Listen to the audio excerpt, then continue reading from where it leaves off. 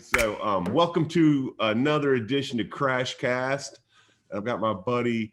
I'm actually running the show today instead of John because I got my buddy NOLIMIT Larry from the Madhouse, the Morning Madhouse on Power 98. And he's here to mainly because John and I like to talk a lot about social issues and stuff like that. And we kind of talk the talk, but Larry walks the walk. So I'd like to start by having Larry tell us a little bit about the charity that you were involved with down in Charlotte that feeds, like thousands of meals a year and clothes a bunch of guys who are really down on their luck that John and I like to say talk about, but we ain't as active as Larry. So good morning or good afternoon, everybody. But for real though, the organization I'm involved with is called Block Love Charlotte, and our slogan is we spread love one block at a time, no matter what block you're on in Charlotte. It probably could use some love. So our complete mission is to service the homeless of Charlotte. We're not trying to put an end to homelessness, but we just want to service the homeless. Why are they in the situation that they're in? They still need things. They need clothes, they need love, they need food, they need water. So we just want to be that lifeline for them. And I've actually been a part of the organization for about 2 years now. And at the time that I came in, they didn't have a vice president for the organization. So they invited me out to help feed. I started coming out to help feed, and they saw my passion and my love for what they had going on. So they actually gave me a call. It was like, look, we want you to be our vice president of the organization. So I became the vice president of the organization. And all of a sudden, COVID-19 hit, which if you're homeless is one of the worst. It's the worst. It's a pandemic in itself. But if you're homeless, it's probably triple of what it is for somebody who is not homeless. So when COVID-19 hit, we saw the need increase heavily. So we went from doing just weekend feeding and clothing and things like that to every day. So from March 8th to now, which is about 256 days, we have been feeding the homeless every day, at least one meal a day. Jeez. That's crazy. And I was down there. Mm-hmm. Thank you. And I certainly get it that when people are telling you to fucking stay home, being homeless is a fucking bitch, huh? Right. Like, where the fuck am I going? Home. Man, where the fuck am I going? Right. Yeah. So, but yeah, and that was the amazing thing to me was it seemed like I'm not saying that all, it seemed like the people that are the most generous, the people that are down there, standing in the lines, serving. And I can't remember. I suck at names because I'm fucking old. But the young lady who seemed to be in charge of it down there. What's her name? She's the president. Her name is Deborah Willard. We call her Miss Deb. Deborah knows everybody, man. And she was so, it was just like, it wasn't all about here's a biscuit and here's some clothes. Right. It was more about, how are y'all doing? Right. It was rainy and shitty that morning too. It was as bad as homeless gets that morning, except if it gets real fucking cold, right? Right, which is now. which now. Now, yeah. But yeah, she was just so warm and nice. And the people in the line, who were doing it, they're not your well-off people. They're people who, one of the young ladies I was talking to, and I can't remember her name at all, and you probably don't know it either, but she was saying like she was like this close to being homeless. She was missing a check. Right. From being homeless. And I think a lot of people are like that right now. That's what I was about to say, Mike. A lot of people are actually in that situation. And when you really look at it, living paycheck to paycheck, if that paycheck stops, that check stops, and then the next check stops, you could very well be on the street, especially with the COVID-19 virus that's going on. A lot of us are close to that situation if we haven't, because none of us prepared to be in this situation. And I think that's the misconception for a lot of people that are homeless, that, hey, they put themselves in that situation, or they did this, or everybody has a drug problem. No, that is not the case at all. And I had to learn that by being out there every day and talking to people one-on-one and figuring out, so how did you get in this situation? And another thing that was very eye-opening for me was there are a lot of young people that are homeless. I'm talking about people from 17 to about 25. It is if we service about 250, 300 people a day, the number of people that are 17 to 25 is probably about 30 to 40. Where do you think That's that about starts from? 10%. Where do you think that comes from? Like, where do you think that stems from? Like, is it just the fact of, oh, they were kind of born, I guess, into the homelessness, you know what I'm saying? Or is it like where do their stories coming from? So John, every story is different. I think it comes from a number of different things. Some people fall out with their parents, and it's like, well, I can go out here and make it on my own, and you might have fell out with your parents really, really bad, and it's like you're not coming back here. So it's like, damn, I don't have no friends to go stay with, or my friends don't want me to stay with them. Then what do? I got to live out here on the street. Or it's just like you said, like my mom and dad or grandma don't have a situation for me, so I'm just out here on the streets. Or it's a situation of, I go speak to schools quite often, and I tell them, like, education is the key to a lot of things. Education is the key to success, and if you don't follow that path of education, you very well could end up out here on the streets. So it's a lot of different factors that come into play, along with mental health illness that comes into play too. So it's a lot of things. Everybody's story is different. I honestly can say everybody's story is different, and some of them is like one of the guys I met. His name is Jeremiah. He's a young man, fairly young man in his 20s, and his mom was working. They had a house, and then all of a sudden COVID-19 hit, and she lost her job. Yeah. And now you got to go about finding work. You have kids, and it's like, well, damn, I can't find a job right now, and I don't have anywhere to stay. I really don't have no family here. So now they were sleeping out of their van, but they were one of the ones who, his mom found work. She got help through different agencies, and now they have a place to stay. So there are a lot of success stories, but there are stories out there, man. It'll break you down. Like I tell people, working in this field is a full-time job. And that's what Miss Deb did, because Miss Deb actually is a IT tech. She quit her high-paying IT job to come out there and go full-time with it. Wow. Yeah, which is crazy. And I have a pretty disjointed family. Like my mom passed away when I was 12 years old, and once the grandparents are gone, that kind of just moves the family apart. And I don't, I'm not saying, my sisters live in a different city, but I just can't imagine, getting to, a lot of people can't just imagine just losing everything and every resource and getting to a point where, you can't, fuck it. Now I think me and you are friends, Larry. So I'm crashing your fucking house. I'm bringing my fucking kids too, so there. But see, for you, you have a friend like me who would allow you to do that. And if it happened to me, I'm coming to your house. I'm bringing my whole family. Come on, man, bring it. Well, see, and that's where my question kind of stemmed from, because it was like, I think about a guy like me who, I'm gonna be straight up. Like I've never really had issues, and whenever I had an issue, I always got a second chance.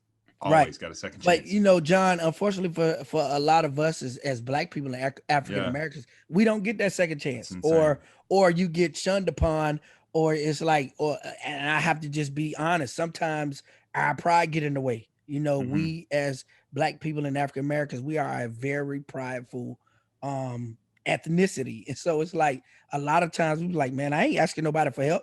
So instead of asking for help, we try to get it ourselves, and we end up in a situation like being on the street. So yeah, I kind of noticed that some of the guys down there weren't. I'm not saying they weren't warm to me, but they didn't like. A lot of them had kind of like these, 100-yard stares when I would talk to them. Like, they didn't. I think that might have been pride. You know what I mean? Like they didn't want nothing to do with this. No, Mike, they didn't know you. They didn't know who you was. I mean? You're a white guy. You talk a lot. That's what I'm saying. I'm a fucking. They didn't know who the hell you was. Man. They was like, who the hell is this guy? Nah, but once they warm up to you and they get to know you, man, they would give you the shirt off of their back. Oh, and I get that. I just mean, I was just validating the point you were saying. I think there's a little, they got to know me and know where I'm coming from, or pride in those things get in the way. You know what I mean? They're not fucking coming to me and saying, hey, telling me their issues, because they don't fucking know me. Right. So, and the other part of that is you're dealing with individuals, for a lot of them, who have been lied to in their life, or lied to a lot of their life, or people made promises to them that broke them. So their trust is at an all-time low. So it's like but like I said, once they get to know you, man, they'll open up to you and to be your best friend. Hey, Like so they'll protect you with their life. that's interesting. That I like. I mean, that's an interesting kind of a lead into the idea of. I was talking to John earlier about trust and about Black people, individuals right now, individually looking at what has transpired in this election. Right. And let's just be. I mean, I'm be honest. I told you what I say when I came in. I thanked you the day You after the did. election. I thank You every did. Black person I know. I thank, because white people are fucking stupid. Yeah. And evil and whatever the fuck's the matter with them, and voted for this tyrannical fucking asshole who was destroying our country. God, now I don't know what the fuck he's doing now, playing golf and just trying to selling secrets. I don't know what he's doing, but Yeah. I mean, you guys step the fuck up. You right? Save fucking probably. I mean, honestly, probably save this country from fascism. Are you worried personally that, you know, all that marching, all that fucking stepping up that took place, you know, is just going to go wash the fuck up? Because I worry about it. Are we just going to go back on to the old, the Democratic, you know, the establishment? Fuck you, fuck your feelings. Thanks for getting me here. Now I'm going to give some more corporate bailouts and not really give a fuck about you. I mean, you worried about that? I'm definitely concerned. I'm concerned, but I'm not worried. And I'm not worried because I think for the first time in this country, you've seen not only African Americans step up, but you saw people step up for what you felt like was what was right. You know what I mean? Because it really wasn't for a lot of us. It wasn't a race about politics. It was a race about good and evil. And that's where we was at with it in our mind for a lot of us, that this is about good and evil and what side are you on? And that's how we felt like it played out. The good side played out. I'm not worried about, you know, the Biden Harris administration holding up their end of the bargain, because we feel like we have Kamala Harris in there who is going to help guide the program. And one thing about now, I think politicians, period, I think they're starting to open their mind and say, hey, we have to listen to all things. We have to listen to all sides, and we can't just listen to one side anymore and think, hey, it's going to go this way and we're going to go out there and win. I think America has awakened, has awakened something in the Black community that hasn't been awakened since probably the 60s. So I think you're going to see a new America for us. Well, I also think there's the middle ground has been awoken as well. Like, you know what I mean? Like the people who are just like, it's just the way it is. And like, I feel like that's kind of the way I was. It was like, well, I know that's how he was.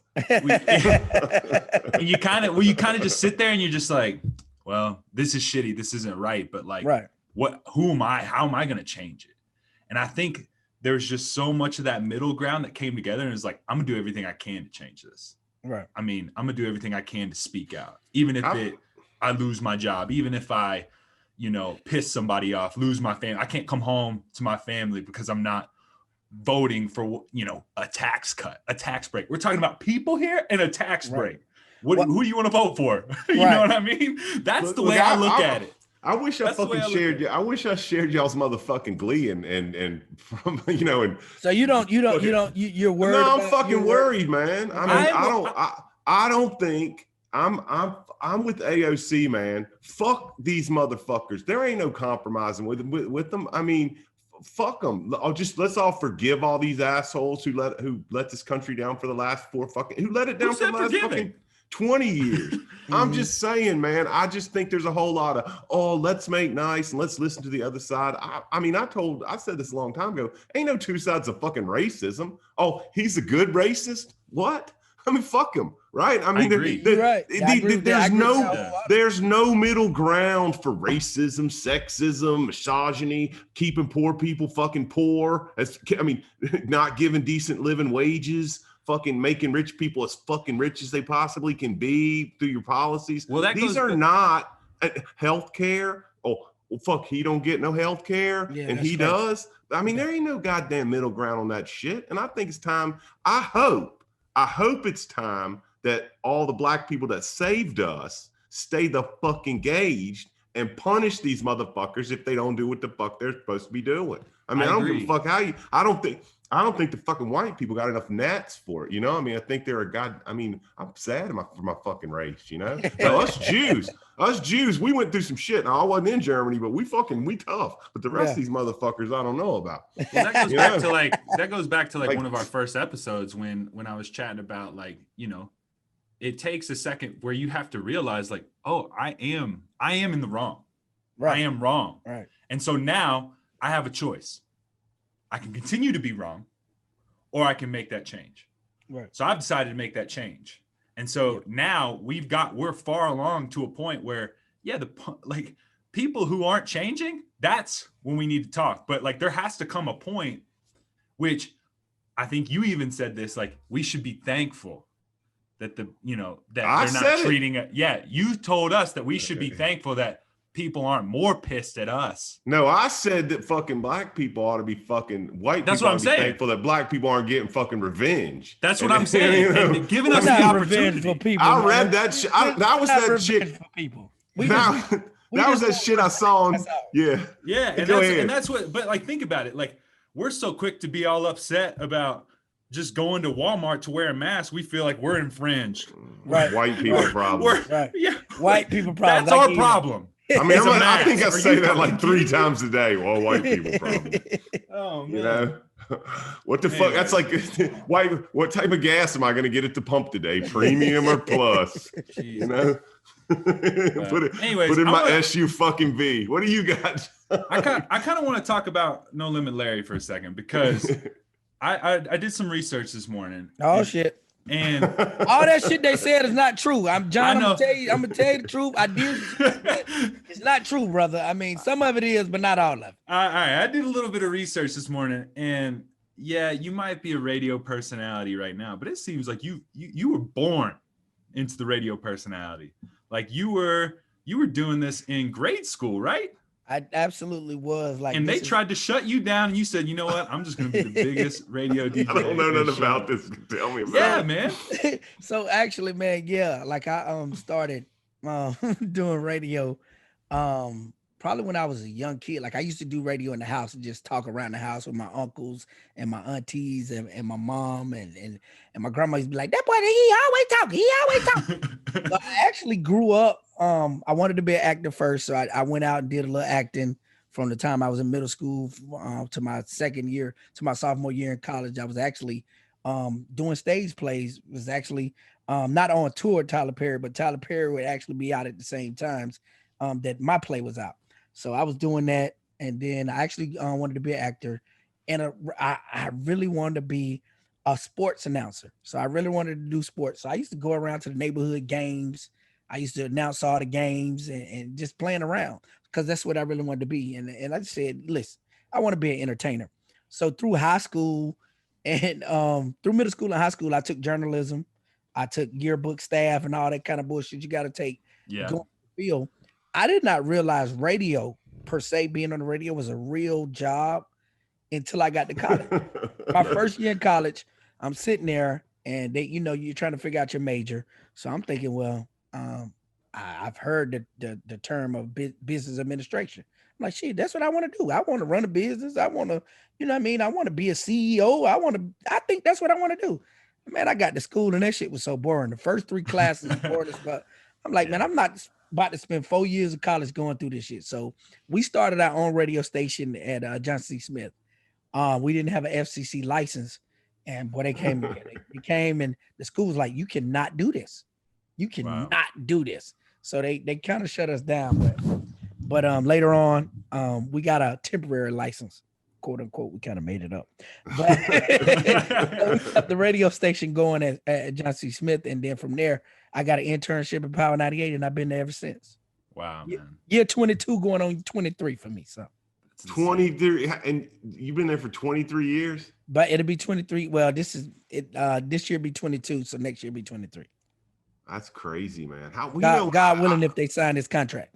Fuck them if they don't. We'll start our own radio station. Hey, that sounds good. I mean, we get on. I think I was saying that the other day. We might need to get on satellite so we can talk Yeah. shit and say fuck you and stuff like that. being able to say fuck you is refreshing. I don't care what anybody says. It's crazy because I listen to satellite radio and they say that a lot. Hey, I wish I would have been as smart as Larry and realized how fucking boring my career path was. And because I want to be in entertainment too, and this is all I got's a shitty podcast with like 3 followers. But you good at it, though, Mike. But you good at it, though, Mike. You actually good at being an entertainer. And a lawyer is actually an entertainer too, by the way. Well, of course, but I got a limited, stupid group of people to deal with. I got 12 morons to which by the way, it make these elections and these issues and stuff like that. It makes picking a jury and talking to people, because you think you have an idea what people really grab onto, but fuck, man. Now that this shit's going on and all this, a motherfucker kills 250,000 people and 70 million people vote for him. What the fuck's that say to my jury pool? Holy shit. But because I'm always talking about personal responsibility, fuck. Obviously that's not a big theme. It's the big theme in America is get all the fuck you can, and whoever gives a shit how many bodies you have to bury to do it. So it does make picking a jury, but back on this entertainment and me, because I like talking about me. Most entertainers do like talking about this. Here's the fucked up thing. When I came down there before, because this is the second stint for us with 1-800 car wreck, right? Yep. And I was down there with the Incognito, my guy, and Cheryl Girl. And Cheryl Girl used to say, "Man, you're so interesting. You should come on my program. We should have a segment." And of course, guess what? Never been on the program. Never fucking happened. Incognito, we laugh. You should come down here. We should have a segment. Never happened. That's probably the upper hand though. That's you say, man, you're entertaining. You're funny as hell. Guess what? You don't fucking, you don't give me nothing. Nobody gives me shit. Contract, nobody. I need some shit. Write them a check. They might do it. Well, actually, Mike. God damn. So actually, Mike, I used to have a segment on my show called This Motherfucker's Crazy? No, it's called Lawyer Talk. So people, what they would call in and they would give a situation where they needed a lawyer, and a lawyer would give them advice. So it's like, how come I'm not on that segment? We don't do it anymore. So I hold on, time out, calm the fuck down. I said that to say that we're talking about bringing it back. And since, to be honest, since you're advertising with the station right now, we probably could make you the lead for that. I would tell you to pitch that to your sales rep, and then we can make it happen. I need to fucking get in his ass. That would be dope. No, you know what? But because I know. Look, we do car wrecks. Yeah, and that's our specialty. But I know the fuck about. I know basic legal shit. Somebody ask me some crazy shit, and then I'll say, hey, well, here's what a real lawyer any good lawyer would tell you. Yeah, I don't handle that, so call somebody who does. You know what I mean? Yeah. So we got all kind. A lot of the stories that we got were relationship stuff or child support or we got all kind of cases. So I always wondered when I was in high school and listening to this, I always wondered if that was real. Oh no. Well, see that's one thing we pride ourselves on. Like none of our stuff is made up. But sometimes, like, people don't want their names out there, so we might change stuff in the situation. It's always a real situation, always. Okay. So, but when we used to do the legal stuff, we would just open the phone lines up, and they would just call in. I want to talk about some other shit. Those are some crazy stories. I just want to talk about snow days and see that's boring. Then my ratings go down, and then I'm gonna have to find another job. Then I'm gonna have to come work for you. What are you talking about, man? I told you yesterday we can get rid. We don't want to talk about snow days. We don't like cold weather. Oh, come on, man. Like cold weather, Mike. I can bring it home to the Black community. I can teach them how much fun a snow day is. We hate the snow, Mike. We hate We don't go skiing. We don't want to go down no mountain skiing at 100 miles an hour and hit a damn tree. Ain't nobody talking about skiing. I'm just talking about throwing snowballs at city buses and, No, we'll do that. We'll do that. But that's only going to be good for. It's a perfect time for anarchy. The cops can't get out. Come on, man. Black people, the Black community has not embraced the snow day the way the white community has. You throw the snowballs at the city bus. You tear people's shit up. We do that. We're going to do that. And it's free. You just run on home, hide in your house. Snow. We If don't you even got a want to go house, I outside. guess. And shit, you know, we don't even want to go outside in the snow. It's cold, Mike. We don't like cold weather. I don't Right on, believe so- it, man. We're tropical people. We don't like cold. Tropical. What you got, John? So You trying to Larry, move us off of snow days? Oh, you trying to move us off my pitch for fame? Yeah, let's hear about. So can you talk about your acting that you're doing right now, or is Oh yeah. I definitely can talk about that. So let's hear about how all that started. Where's that coming from? Because I mean, most people are gonna know you as the guy in the morning, but yeah, you're a man of many hats. Hey, we'll do a little bit better job explaining what the plot is of this movie than you did yesterday to me. You know the crazy part about the whole thing is I just know my role and I know what I'm doing in the movie. So the movie is called First Day Out. It's actually going to be available on every streaming movie site next year in 2021. Okay. It's called First Day Out, shot by a guy here in Charlotte named Pete Petrelli. He actually is behind a reality show that came out of Charlotte called The Real Side Chicks of Charlotte. They shot it in Charlotte. They put it on YouTube. The numbers went crazy on YouTube, and all the streaming networks wanted it. TV wanted it, but they were afraid to put it on television because they was like, "Oh my God, we want to change the name." And he came to me. He was like, "What do you think?" I said, "Listen, this is your brand. You created this. If this is what you want to do, then put it out there how you wanted to put it out there." We live in an independent society right now where you could almost do anything you want to do independently. So I told him put it out there independent. It took off. So now he was in a bidding war as far as what streaming network wanted The Real Side Chicks. So he actually ended up selling it. Season 2 will be available in 2021. But they also gave him a movie distribution deal. Wow. So with the movie distribution deal, he's created these films. So this film we're doing right now is called First Day Out. I play a detective, a good detective. My partner is a crooked detective, and throughout the movie, we're trying to capture one of our old suspects he's gotten out of jail, but he has $250,000 that he stashed somewhere. So it's called First Day Out because this is his first day out. We follow him throughout that day and see everything that he's going through on his first day out as he's trying to get back to the $250,000. I'm trying to catch him before he get back to the money. First day out of prison, John. Yeah. First day out of jail. So my partner is actually trying to catch him to get the money. So it's a whole lot of other people in there that are trying to get to him and get the money. If you've ever seen the movie Lottery Ticket with Bow Wow, it's similar to that. Oh, okay. Yeah, similar to that. So I can't say I've seen that movie. So you ain't seen Lottery Ticket with Bow Wow? Do you have kids, Mike? Mike, do you have kids? I'm into the second season of the fucking Crown right now. Don't fucking act like I be watching that fucking movie. So do you have kids, Mike? Do your kids like Bow Wow, Mike? I'm sure that too young. I'm sure that my 15-year-old is all into that shit. Nah, you know? if they're 15, they missed the Bow Wow era. Yeah, see, Yeah, that was like my. Yeah, I'm Okay, well, I 27, missed it so that was too. like my kind of grow up. I don't know anything about it. Oh damn. Look it up and watch the movie, and then you'll know what I'm talking about. I don't think I'm gonna do that. I So- got other shit I want to watch. So you're gonna be? Is it a big role? I'm waiting for Like, yours to come out.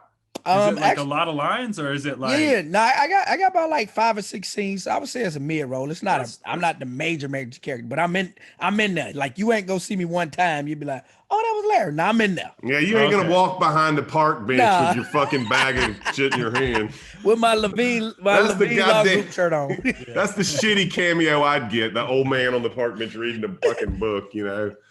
So I'm actually working on my own movie right now. Me and Pete Petrelli, we were talking on set, and I told him my idea for a movie. So Mike, what's your idea, man? Liquor House. The movie is called The Liquor House. So What's that about? So you know anything about I know all about the Liquor House. You know, if you know about the Liquor House, you know everything. What's the Liquor House? You know, John, you don't know what the Liquor House is? I'm 27 and I know what the Liquor House is, right? So John, the Liquor House. Educate. So the Liquor House would be like it's a house in the neighborhood where you can, they stay open late night. Hell, they might not open to midnight. They stay open late night. So back in the day, this is the house you would go to, you would congregate in, and you would play cards, you would drink, you would have fun, and you would have they have women of the night in there. Anything you wanted, you could get it in the Liquor House. Never heard of Women of the Night. I only heard of drinking and gambling and hair cutting and hanging out. They definitely had some ladies in there busting it down in the back room. Did they? Yeah. You ever been to a liquor house? I think I might have passed by one. I mean, look, my first wife. Listen, I'd be way out of my league. My first wife is from Anson County. Oh, you definitely been to the liquor house. So I know what a liquor house is. They probably called it the barn down there, but we call it the liquor house. The hut or something like that, man. But no, Mike, you hang with me long enough, I'll take you to a liquor house. I mean, they still. You said back in the day, they still exist. No, they man. still exist. Yeah. I'm just saying back in the day, that's how they started. But now, they definitely still exist. Fuck, man. I mean, that's what people talk about. Look. I got a lot of friends, man. I'm in this business, right? I know about the liquor house. Let me tell you something. You remember the story about Robert Kraft and him being down in Florida and what happened with him in Florida? Oh, yeah. If he'd have been in a liquor house, none of that would have got out. None of that shit would have happened. That's it wouldn't have got out. I mean, it might have happened, but it wouldn't have got out. God damn, no. No, because it's because white people got big fucking mouths. Fucking tattletales and shit, I know it. I know it for a fact. What? So Larry, you got it. We were talking earlier about how COVID has kind of struck and how it's kind of hit and it's kind of affected everybody. Like inadvertently, rich, poor, whatever. It maybe even have made you poor, it maybe even has made you rich. But what do you? It seems like you have some things kind of cooking and some things kind of going on. Let's look to 2021. Let's say that this vaccine actually works. What do you got going on for 2021? You got anything cool kind of cooking? Fuck yeah, man. We got I can answer that for him. We got a sports agency we working on. Oh. He's going to come up with another movie that the old white dude's going to be in because everybody needs an old white dude in their movie. Come on. We're going to do some stuff on the radio.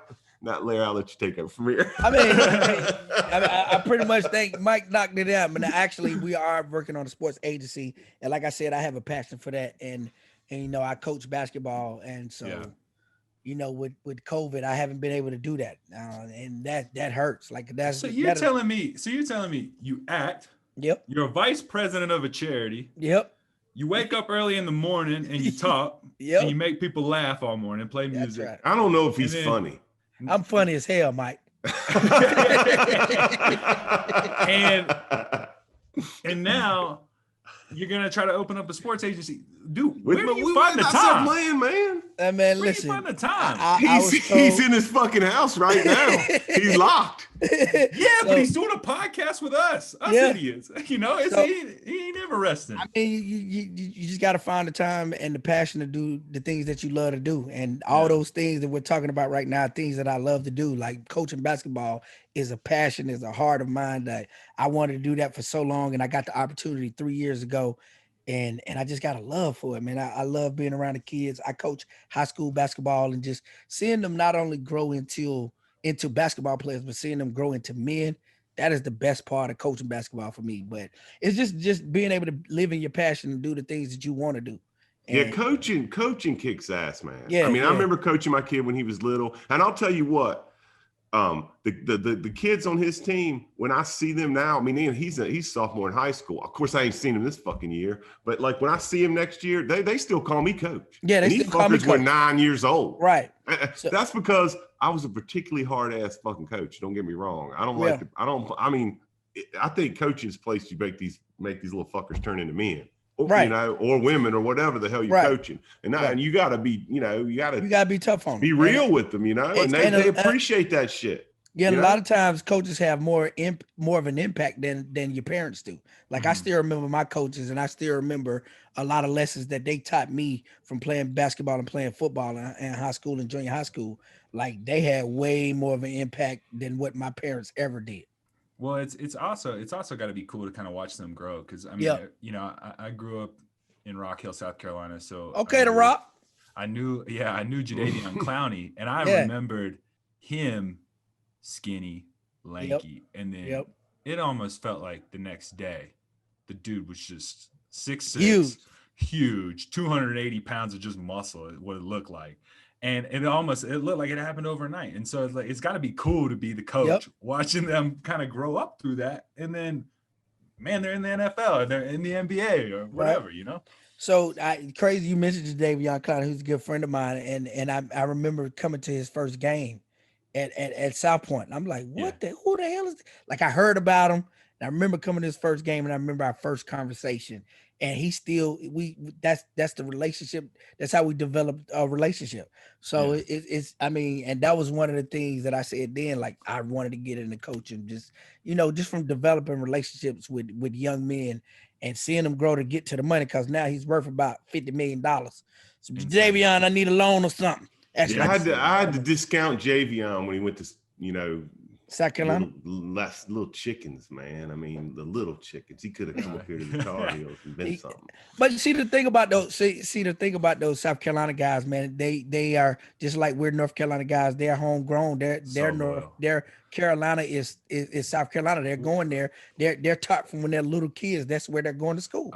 Mike. When you come out the womb, man, it's either Clemson or Carolina. And that's honestly, that's a bad choice. Honestly, if one of them schools was offering you a scholarship, even if you were a Clemson fan, die hard.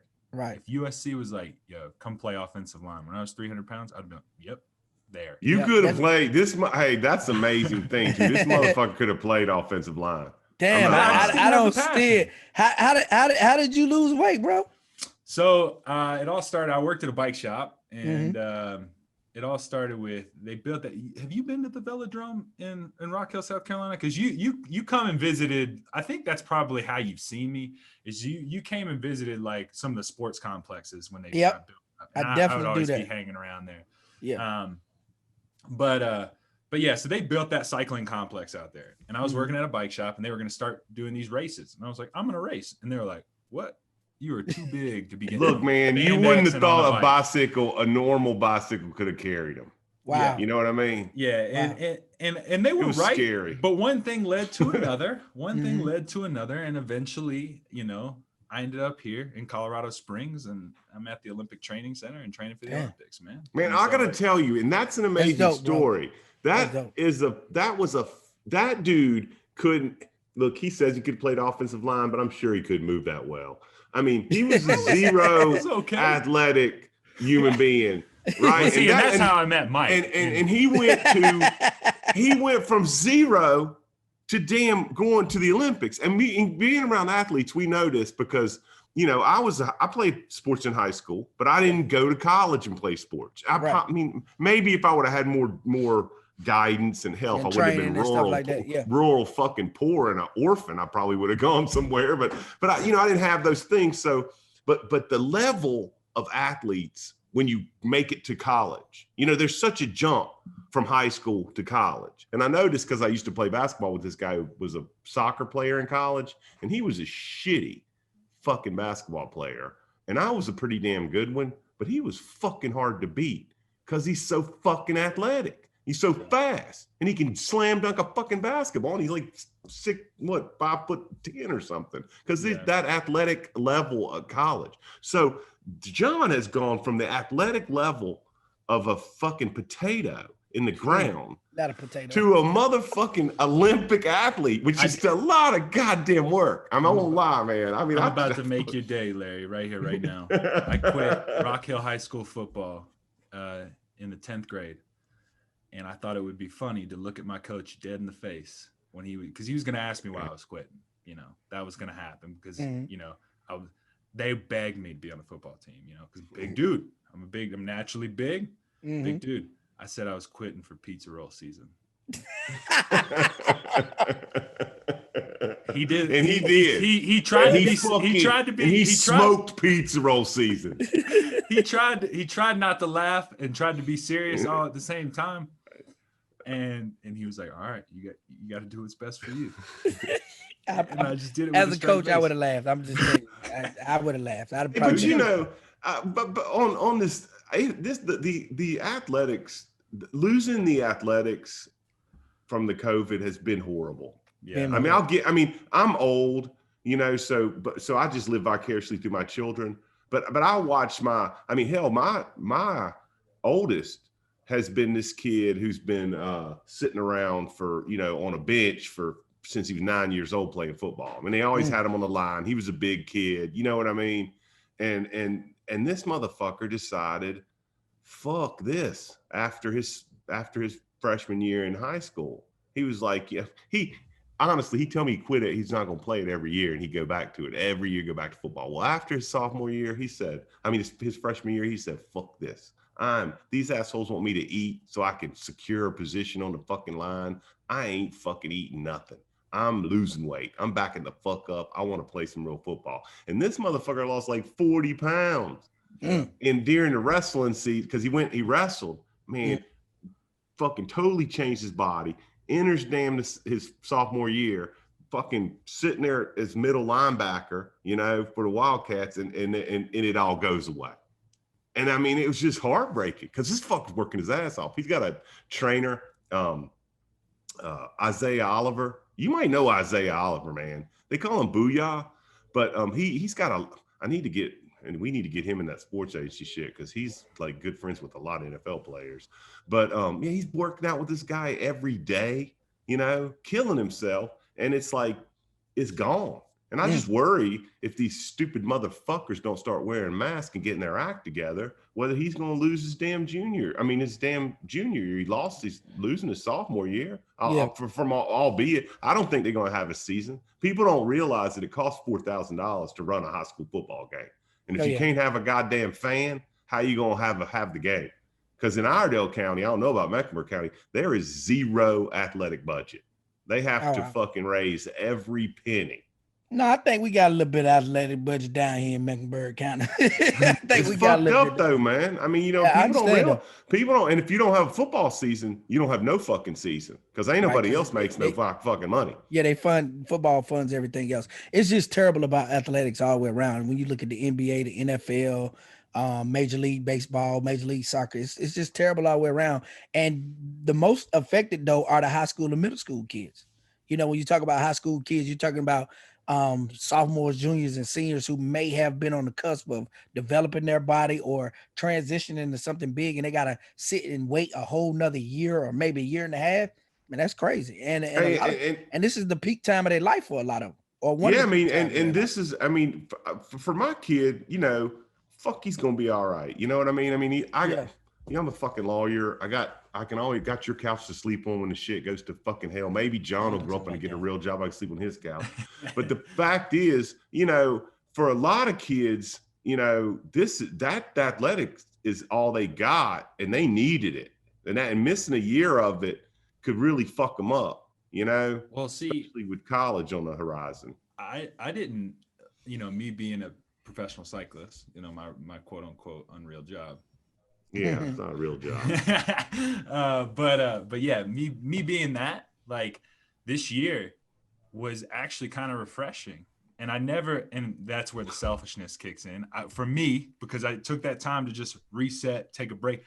Mike, I would be in Europe right now racing. I'd be traveling. I'd be doing this. I'd be having to cut weight. I'd be having to do that. And it was just like, this is the first year that I got to be home on my birthday. This is the first year I got to be with my wife. And just stay grounded. And then I started thinking about it, and it's like, well, this is also going to be the first year that these kids aren't going to graduate high school. Like, they're going to graduate, but they're not going to get to walk across the stage. Right. And like me, back then I didn't want to walk, but I think if I didn't have the choice, it would really hit and really stung. Prom, football, baseball, like I'm wondering if it'll ever be the same. Like what we got when we're watching movies now, and it's weird seeing people in places without masks on. Hey, fucking movies and TV are weird. Y'all wear a mask on y'all's fucking thing. Oh, what? I mean, you wear a mask in your movie? In the movie, like in no, hell no. I seen one. I watched a show I watched a cop show the other day. I didn't watch it. Well, I'll premise this. We gotta have to get out of here in a second, but I was watching TV. I came downstairs after I put my kid to bed because I do that. My wife goes to sleep and she always turns the channel on some shit that's uninteresting. And there was a cop show that she had turned it on to. Not that cops aren't interesting or anything like that, but they all had masks on. Yeah. It was a COVID show. It was like they and I was like, That They're doing that now. sucks. So John, you actually like hanging with your wife? Because I know a lot of people that don't like hanging. Yeah, well, see, I got married like. What the well, fuck type of question is that, Larry? Do you like hanging out with your wife? Yeah, sure. Oh, All the time. This is my best friend. At least right now, like I just got married. I had to skip my honeymoon because of Pan Am's. You know, I didn't have a honeymoon or anything like that. I got married. Hey, that's white people. White people problems. Yeah, You have a honeymoon. Well, like even if we didn't even get to hang out the day after we got married, married. I drove 17 hours to train for Pan Am Games. Wow. That was the deal. And so like. That sounds like a fucking ideal marriage to me. What about you? The family time. So did you redo a honeymoon for her since she didn't get to do one? Did you? We did. When I got told I wasn't going. Did you even consummate the marriage before you jumped in the fucking van? I mean, you still got to do that, right? Did it in the van. Is that a thing? Hey, is that a thing? If you don't consummate the marriage, can you get out of it? I mean, I think that's called a prenup. I'm talking about, used to be you had to consummate the marriage after the vows. Is that really a thing? If you don't consummate it, can you get out the next day? I don't know. We might have to check on that. That might be a legal question that some lawyer might. That might be a legal question. You might write a new law. So listen, that's just a terrible way to end. But look, so. On that note, because I don't want to burn your whole damn day up. But tell me what we got going on. What are you going to do for Thanksgiving? Because I know that I hope my wife. Nobody watches my podcast. I'm praying to God you put it on yours so somebody will start watching it because I do think it's hilarious. So I think I can share this confession pretty good. But my wife kind of uses the COVID to keep her mother out of her house. So we're certainly not going to invite her over for Thanksgiving, before her own safety, of course. Yeah, I got you. And I don't think it's just going to be it's just the kids and, my brother, but he works it for me. So fuck it. If he's got it, I got it. But that's about it. We no family, nothing. We're going to cook together and watch some bullshit. So, God, and maybe some Estona. Right? Over here in the No Limit Larry Palace household, we don't cook for Thanksgiving. Hell, we don't cook for no night of the week. My wife and my daughter eat out most of the time, along with I. And my stove probably so clean that I probably could sell it as brand new. My wife gave up cooking a long time ago. She cooked every once in a blue moon, and the moon actually has to be blue. But no, so for Thanksgiving, I'm actually going out to do a feeding in a community. So I partnered with my other organization, and we're gonna go feed a neighborhood. We're gonna feed 200 people. So we're gonna have, it's the first one ever in Charlotte. We're gonna have Thanksgiving in the park. They have a park in this community, so we're gonna set up. We're gonna serve on Thanksgiving Day. A lot of people don't, like a lot of community organizations, they serve like a couple days before or the Saturday before. So I told my organization, listen, this is what we're gonna do. We're gonna serve on Thanksgiving Day. And we're going to actually do it in the park. So we're going to set up the tables. We got turkeys. We got all the sides. We got the drinks. And you come through, get your Thanksgiving meal. Because, honestly, man, a lot of people just, especially with this COVID-19 going on, they're sad, they're depressed. They feel like they don't have nobody care about them. So we just want to go out, man. I just want to continue what I'm doing, go out and love on the people. So actually going to do it at this park called Catherine Simmons Park off of Beatties-Ford Road. That'll be Thanksgiving from 12:30 to 2. And then after that, man, I'm gonna go kick it with my family. I usually go to my cousin's house, so we'll go congregate over my cousin's house and eat turkey and watch football like the rest of America do. You gonna be fucking doing you gonna be doing a little COVID masking at the house? Are y'all? Do you? Your family takes this shit serious, right? Every time I see you wearing a fucking mask. So yeah, we have to. My wife is high risk. She's in the high risk category. I'm out a lot, so I definitely have to wear a mask. So yeah, we definitely take it serious, man. And my wife works in healthcare, so wow. They got a new app. They have to check in every day, whether they're at work or not. They still have to check in. They still have to do temperature checks. They get checked for COVID like twice a month now. So we definitely take it serious. And with our job, in radio, they don't even really want nobody in the building, but they That do. fucking place is. I'll give you that. That place is fucking depressing.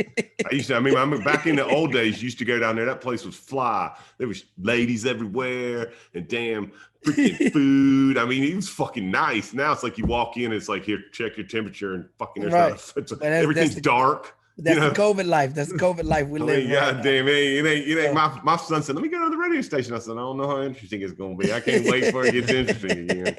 And we don't know when that's gonna be. So maybe about the time you get some. Hey, maybe about the time you get some new fucking chairs and mics in that fucking studio, right? $80,000, baby. They can keep the same mics. We just needed a whole new board. I need a digital board. I'm still working on an old antiquated board. So I just want a new digital board. Hey, Larry's board looks like one of those old calculators. It does. That they used to use back in. If you watch it, the old what are they, the Machiavellian freaking things? They're moving the little. Terrible. That's what his damn thing looks like, man. Everybody else got fly computers. Larry's like, I'll just figure this out this way. Okay, John. What? Last but not least, how are you going to celebrate your Turkey Day in Colorado, which we know has a special place in my heart, even though I haven't been there very much. And I'm gonna kick it here. Larry knows go to the dispensary. I'm probably exactly. Gonna do that. I'm probably. I want to go to the damn fucking. I want to live in Colorado so bad I can't stand it. And I'm thankful that you guys let pit bulls back into the city of Denver because I love a dog. Yeah. Well, I'm probably just gonna hang out here. We got pretty good weather right now. It's 70 degrees. Damn. All week. So. Damn. But next week it's supposed to snow on Sunday. So. So you can put some miles in. Yeah, I'm gonna put some miles in. Yeah, I rode 90 yesterday. We'll probably ride 90 again today. Real quick before we go, because I'm on this whole workout kick. What is your workout regimen? Because I'm trying to get a flat stomach. I'm probably about. Don't eat. That's just funny fuck. That's I'm probably about 5,000. Stop fucking eating. No. Are you hungry, Larry? Are you hungry? Yes. Then you're doing it. Okay, well then stay that way because you're doing it right. Okay. But that's what this fucker used to tell me. All right, John, go away.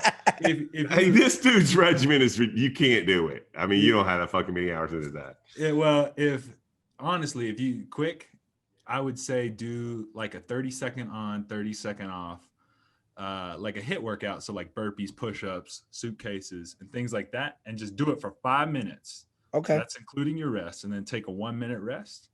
And repeat it for a total of 30 minutes or 32 minutes, 35 minutes, whatever it is, right? And repeat that, and that's your workout for the day. Okay. And do that, and those 30 seconds, that's on. I mean, full gas, hard as you can go, 30 seconds. Because if that's all I don't know how you have time in the day to even think about working out. But I got to, man. If not with this COVID-19, I'll be a butterball. I'll be a 300-pound lineman out there trying to push people around. Yeah, I don't like my jawline lately, man. I used to be fucking skinny. This fucking shit is fucked up. On that note, I'm thinking about on this note. The last thing I want, Larry, I do have some advice for how to look skinny. Okay. I figured this out. All right. If you will grow a full beard and wear a baseball cap, motherfuckers won't know how old you are. Besides that, you fucking black, and black don't crack, so you fucking already got 10 years off your ass than whatever you are anyway. But if you grow a beard, sweet beard, fucking wear a ball cap, motherfuckers, you look like you're 20 years old. Yeah, every time I put on the hat, people be like, "You're like so 19." I'd be like, "Okay, thank you," but I don't even wear hats. Well, there you go. So, I don't even wear hats. So there's diet advice from Jawline Mike, and notice my advice is how to cheat, and John's is actually what you're supposed to do. All right, well, but John will send you that. Hell, he'll put a link to that for you if you want your little burpee workout there. You can kill yourself.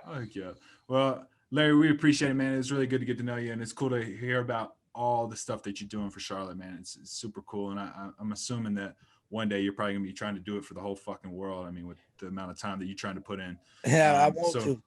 So we're gonna put the links to all those organizations that Larry works for down in the description below. Thank you guys again so much for listening, and we'll see you next time. Sweet. Adios.